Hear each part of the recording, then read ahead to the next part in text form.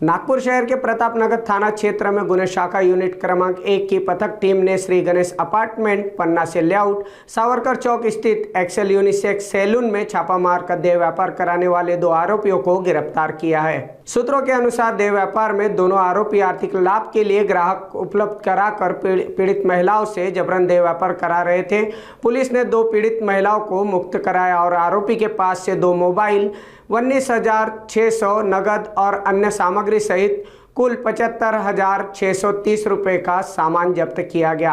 आरोपियों के खिलाफ अनैतिक देह व्यापार के तहत प्रतापनगर पुलिस स्टेशन में मामला दर्ज किया गया है। आगे की कार्रवाई के लिए आरोपियों को पुलिस हिरासत में भेज दिया गया है।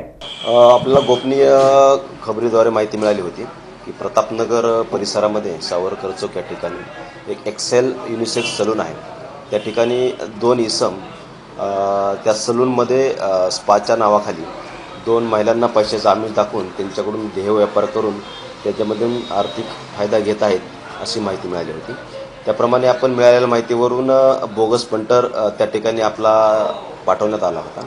बोगस पंटर ज्याप्रमाणे गेला त्याप्रमाणे त्या ठिकाणी त्यांना 6,000 रुपयामध्ये एक महिला वेश्यागमनासाठी त्यांनी दिल्यानंतर पंटरने आपल्याला जो इशारा केला त्याप्रमाणे आपण त्या ठिकाणी आपल्या पोलीस पथकासह छापा टाकला होता। छापामध्ये सदर इसम नामे जे एक्सेल युनिसेक्स सलून चालवत होते संजय उमाजी अष्टनकर सोबत भरत पॅरल कश्यप हे त्या ठिकाणी मिळून आले।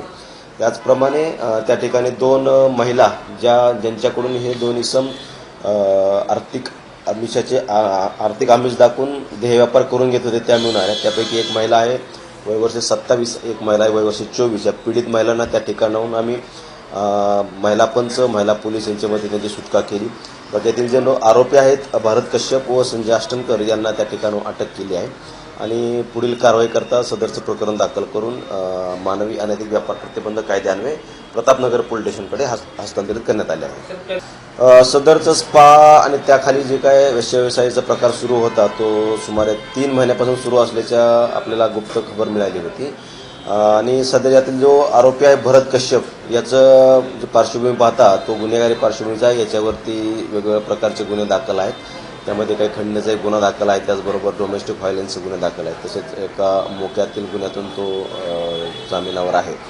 इतर आरोपी ज्यामध्ये संजय अष्टनकर आहे याच्या संबंधाने गुन्हेगारी पार्श्वभूमी आलेली नाही आहे।